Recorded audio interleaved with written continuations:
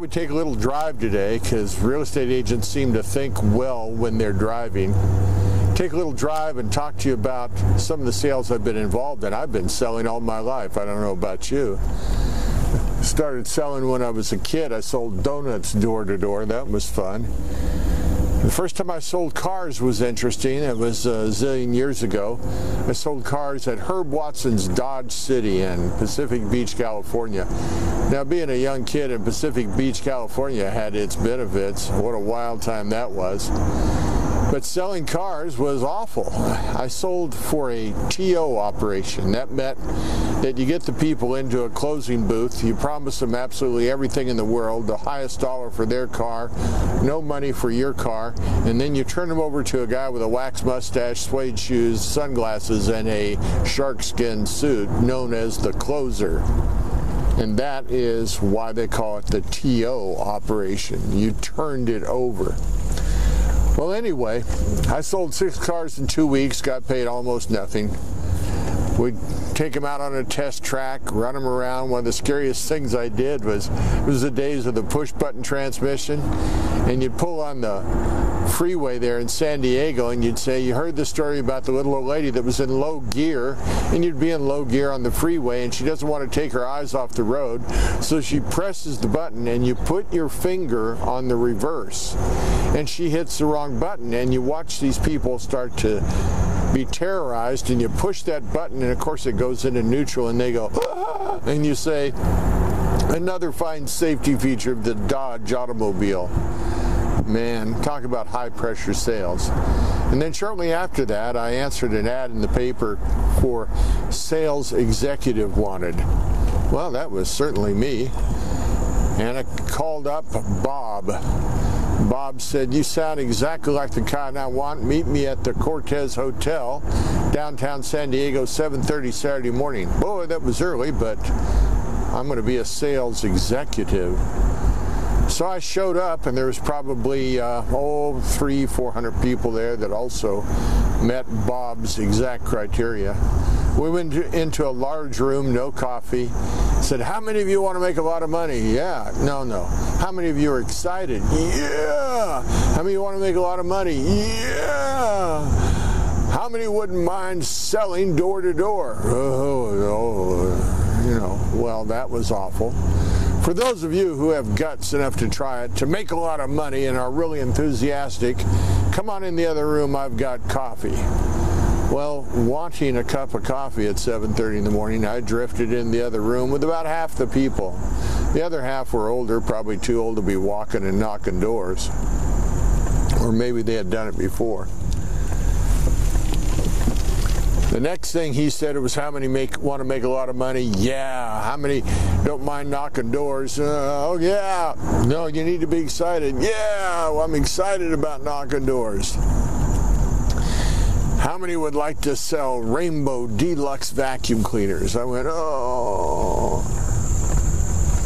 He said, for those of you who have the guts to really sell a lot of real estate, for those of you who have a lot of guts and really want to sell and make a lot of money, come on the other room where I've got coffee and donuts and a place to sit. Well, I'd been standing now for an hour with my 1 cup of coffee.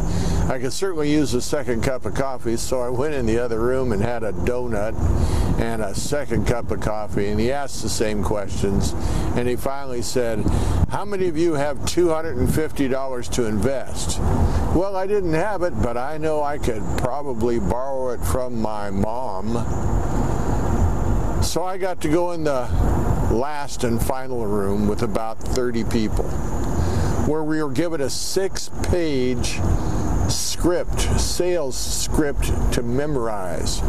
He says, once you've got this all memorized, then we're going to test you on it, and you can go home and bring back your $250 for your demonstration model. Well, I memorized it pretty quick because I was hungry. I think there's still some people in that room trying to memorize it. And then I went out and went home and got my $250 from Mom. She said, don't tell Dad. And I showed up Monday morning. bought my demonstration model, where we were loaded on buses, taken out to all areas of San Diego, dropped off on corners, told it was our territory, and sent out knocking doors. Talk about a brutal job. Of course, everybody said no. Everybody slammed the door in your face. Finally, one lady said, "Come on in." Now, here's the trick. If you ever get in, one of the things you want to do, for those of you who have sold vacuum cleaners door to door, you know the trick. Could I vacuum your mattress? Now, this vacuum cleaner was a great vacuum cleaner. It would suck the paint off the walls. It was powerful. Of course, you put water in it. It was pretty heavy. And why would you want to vacuum their mattress? So you go into the bedroom, you fold back the corner of their bedding to expose the bottom cover of the mattress. Then you ask if they have an ashtray. Of course, then everybody did.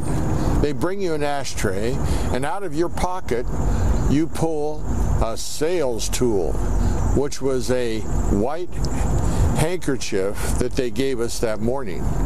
You put it over the end of the nozzle, and then you clamp the nozzle down on it, and you begin to vacuum their mattress. Then you take it apart, and there's this little brown circle of gras doux.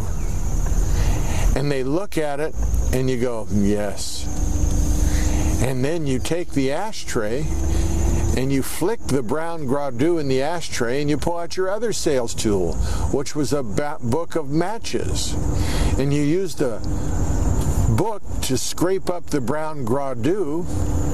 Then you strike the match, burning off the sulfur, carefully not to contaminate the nostrils of the prospective vacuum cleaner purchaser.